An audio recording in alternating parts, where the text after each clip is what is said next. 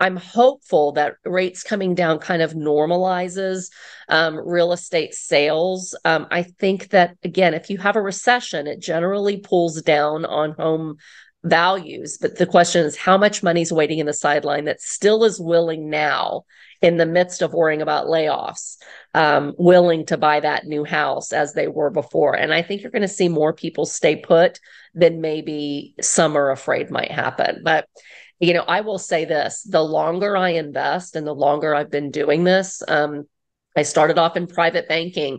I too, like your friend, your coworker, I had family members and good friends who were doing quite well, who lost their entire 401k or their jobs, like blindsided when companies fell.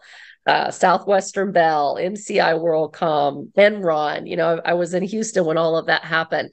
And the older I get, the more I realize that I don't know, and that the economy is so complex that it's really difficult to understand how, the next recession, how people are going to react, because we've got these cumulative effects of, all these things that we've now seen in our lifetime.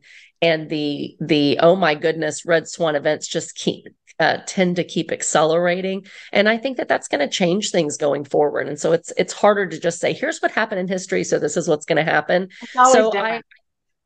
so I look at these things and I say, let's prepare for the worst. It could get bad, but if I prepare for the worst and I can say, this is what I'm afraid might happen, and if it does happen, it's okay, I'm going to be okay, then I can not be paralyzed with fear when everybody else is. And I can keep moving forward and making decisions and saying, these things could happen, but I've hedged it a little bit over here, and mitigate the risk, and then continue to take action, because wealth is really built when the economy is most uncertain and when the people are most afraid. And I know for me, I got really serious about real estate post 2008, when everyone said, Anna, you are an idiot. Like, you're already going to lose your job at AIG. You're taking your 401k. You're never supposed to touch that. Real estate's crashing. Why in the world are you going into real estate? And I was like, because everyone else is leaving it, and there's lots of properties and no competition. So, you've got to have a little bit of guts that say, I can't figure it out. It might be a little scary, but I'm going to go for it anyway, because this is when the rubber meets the road and we create wealth while everybody else is afraid.